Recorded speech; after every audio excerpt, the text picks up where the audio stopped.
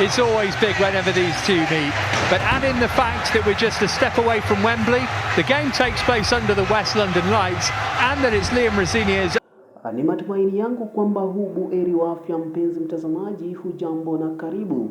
Huu ni Bohari ya Spoti ndani ya TPN TV, nikikuletea yaliyojiri na yanayoendelea katika ulimwengu wa soka, nami ni Tony Patrico.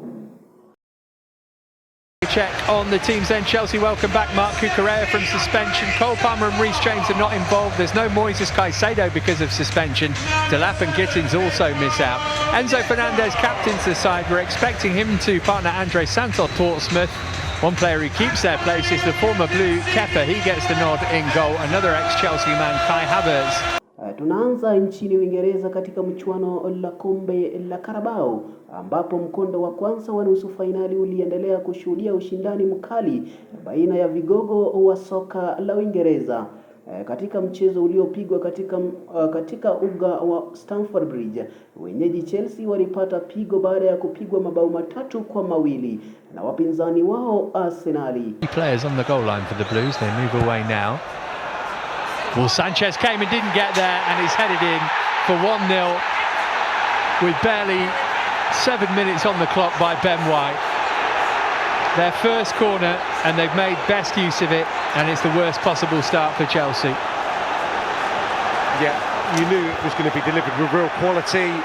Only had to look at their game at the weekend to show just how devastating they are in this situation. Probably everyone's expecting it to go into the near post area because they've had such joy, and it actually goes almost to the far post. Does Sanchez get caught amongst the flurry of players? He does. He's blocked in, isn't he, by a couple of his own players and a couple of Arsenal.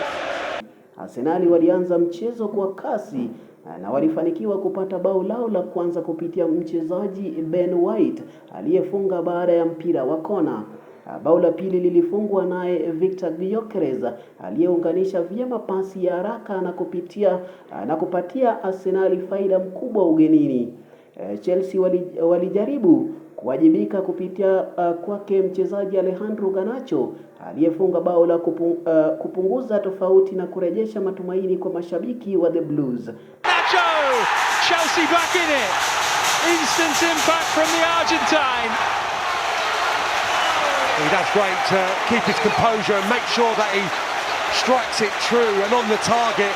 I thought that Fernandez had just hesitated a fraction here. He read the loose touch from Odegaard and then his touch. Na kufanikiwa kupata bao la tatu kupitia kwa mchezaji Zubimendi, bao lililoipa Arsenal ushindi muhimu katika mkondo huo wa kwanza. Premier laid it off. Zubimendi 3-1. So much time he had to put that into the back of Sanchez net, and just when Chelsea thought they were back in it, Arsenal pull away again. Stemming down Arsenal's right-hand side again. Chelsea waliendelea kupambana hadi dakika za mwisho, lakini juhudi zao hazikutosha kubadili matokeo ya mchezo huo. Sasa macho yote yanaelekezwa kwenye mkondo wa pili wa nusu fainali utakaopigwa leo katika uga wa Fly Emirates, ambapo Arsenal watakuwa wenyeji. Chelsea wanatarajia kuingia ugani wakiwa na kazi ngumu ya kupindua matokeo hayo, wakihitaji ushindi wa mabao zaidi ili kufufua matumaini yao ya kuingia katika fainali, huku Arsenal wakihitaji kulinda ushindi wao wa mkondo wa kwanza na kutumia faida ya kucheza nyumbani. Pambano hilo linatarajiwa kuwa kali na lenye presha kubwa, huku nafasi ya kufuzu fainali ya kombe la Carabao ikiwa mezani. Hizo ndizo habari za mchezo kwa sasa hapa Mwanga wa TPM TV. Langu jina ni Tony Patrico. Estevao! Oh, so close. Flag's gone up though. Had to release it.